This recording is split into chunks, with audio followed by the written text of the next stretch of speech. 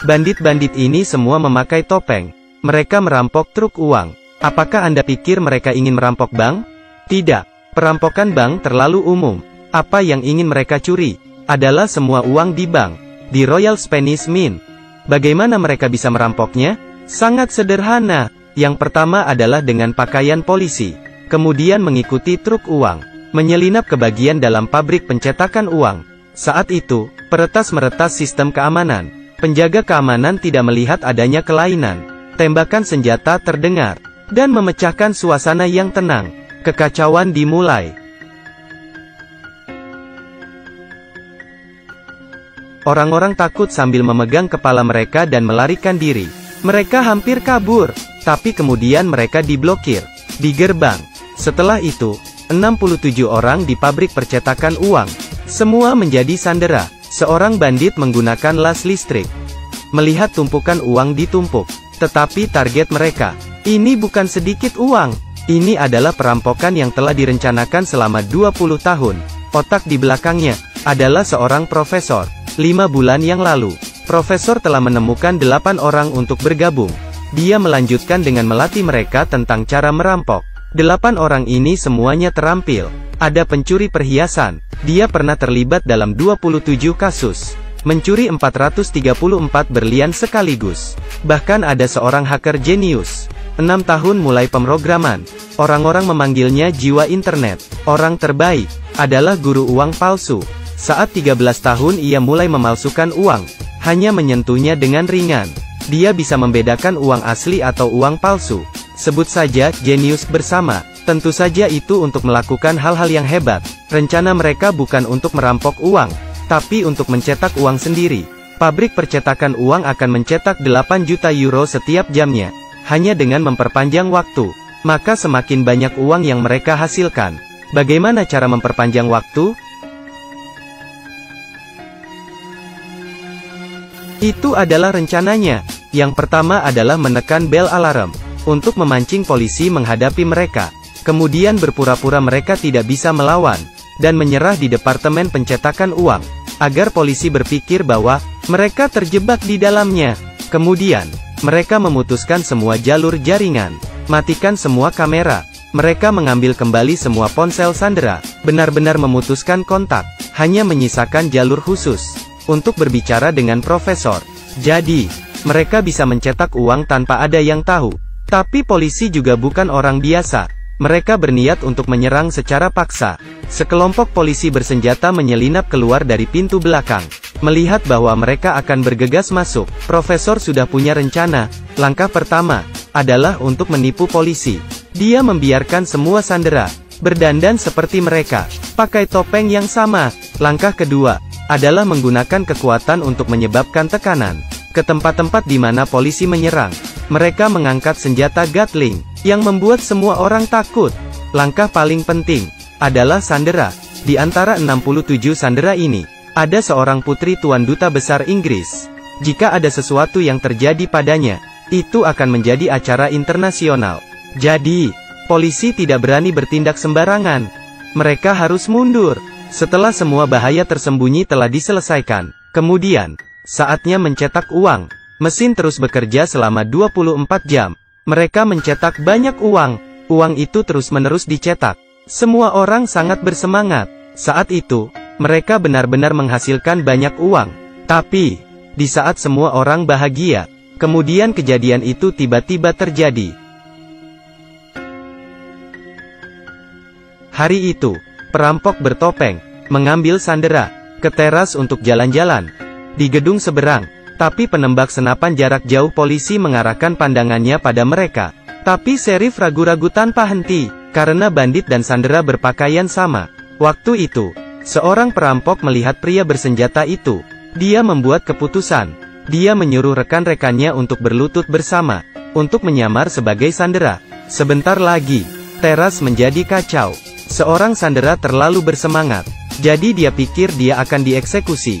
Dia memegang senjata palsu. Tampil panik. Sheriff hanya melihatnya berdiri, dan menganggap bahwa dia adalah pencurinya. Dia memberi perintah untuk melepaskan tembakan pistolnya.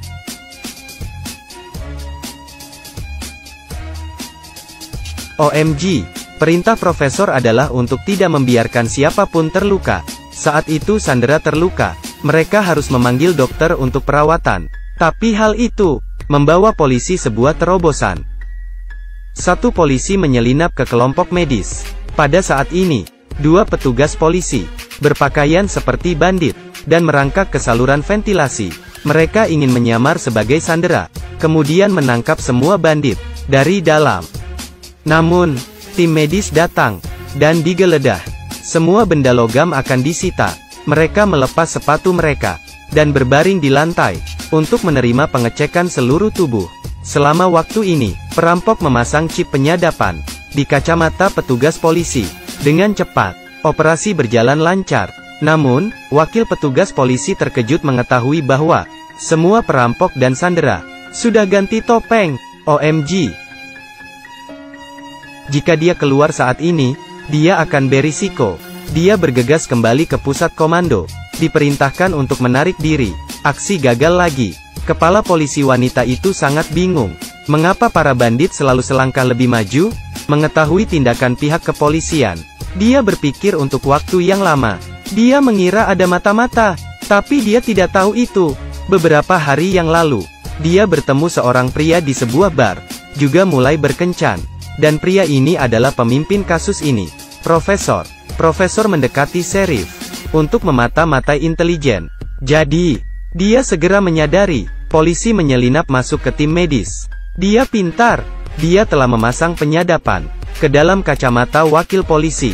Waktu itu, setiap gerakan polisi akan direkam di kameranya. Itu juga karena ini, dia telah mengungkapkan kesalahan fatalnya. Ternyata, polisi menemukan kamera di pabrik percetakan uang. Sebelum perampokan skala besar seperti itu, para bandit harus sudah mempersiapkan sebelumnya. Tentunya, kunci mobil muncul di kamera. Polisi berdasarkan kunci itu untuk menyelidiki mobil ini. Dan di dalam mobil, ada sidik jari mereka. Saat itu, Profesor menyuruh seorang pria untuk menghancurkan mobil. Tapi orang itu serakah dan menjual mobil ke pengumpul barang bekas. Ini berarti, bukti di dalamnya, pada dasarnya belum hancur. Mendengar berita ini, Profesor khawatir. Dia dengan cepat pergi ke tempat barang rongsokan, tapi ditangkap oleh penjaga. Untungnya, dia berlari dengan cepat. Setelah kabur dari penjaga, dia menemukan mobilnya. Dia masuk ke mobil. Tiba-tiba, polisi tiba. Dia dengan cepat masuk ke dalam bus. Dia merobek pakaiannya, menyamar sebagai pengemis. Kemudian keluar, menerima pemeriksaan polisi. Polisi membuka pintu mobil, mencium bau amonia. Dia tahu, dia selangkah terlambat lagi. Pengemis itu punya masalah sekarang. Dia mengejarnya, tapi sosok pengemis itu tidak terlihat lagi. Ada hal yang baik, penjaga di tempat parkir telah melihat sosoknya. Di kantor polisi, petugas polisi berdasarkan deskripsi pria itu dan membuat sketsa penampilan perampok itu sedikit demi sedikit. Mata, hidung, mulut, gaya rambut, wajah Profesor sangat cepat dibuat dengan hanya menangkapnya. Kemudian mereka bisa menangkap semua perampok, tapi mereka tidak tahu itu.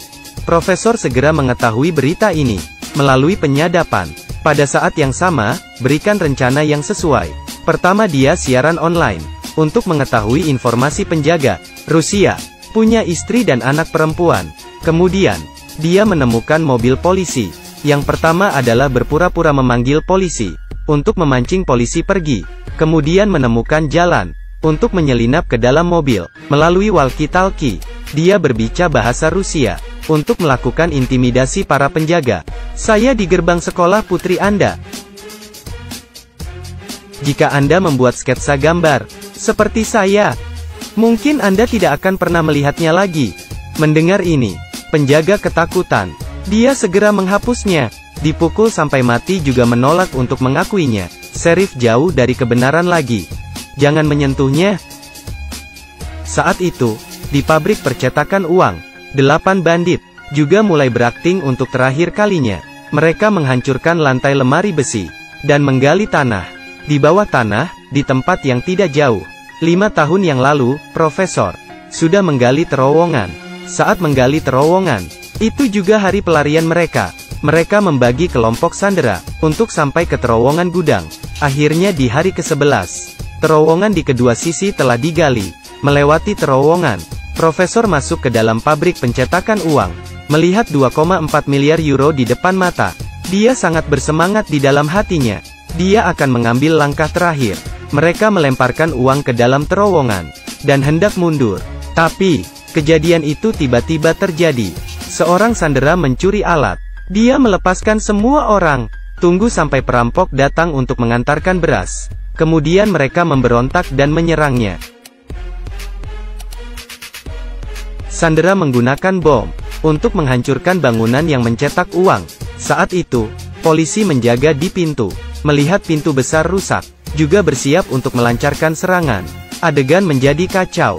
Tidak banyak waktu lagi. Para bandit terbelah menjadi dua sisi. Mereka menggunakan senjata berat untuk menghentikan polisi. Di luar pintu, yang lainnya dengan cepat membawa uang. Akhirnya, sekantong uang telah berhasil dikirim. Mereka akan mundur. Tapi, para sandera melarikan diri. Lokasi pintu keluar terowongan telah diberitahu. Pihak kepolisian segera mengaturnya. Tak terduga, orang yang keluar adalah seorang sandera. Jangan tembak. Mereka sandera, jangan tembak. Sebenarnya, gua yang digali para sandera. Semua digunakan untuk menutupi mata polisi. Terowongan yang sebenarnya, hanya pencuri yang tahu. Seperti itu. Seorang perampok setelah mencapai tujuannya, menggunakan senjata berat, untuk memblokir polisi. Setelah mengkonfirmasi bahwa rekan-rekan melarikan diri dengan selamat, dia menghancurkan pintu masuk terowongan, ambil pistolnya, dan keluar. Hanya beberapa detik lagi, karena dia memiliki penyakit serius, tidak banyak lagi harinya. Profesor itu duduk di atas truk berisi 2,4 miliar euro, dan melewati polisi. Mereka berhasil. Semua orang mengubah penampilan mereka, membawa 2,4 miliar euro, kabur.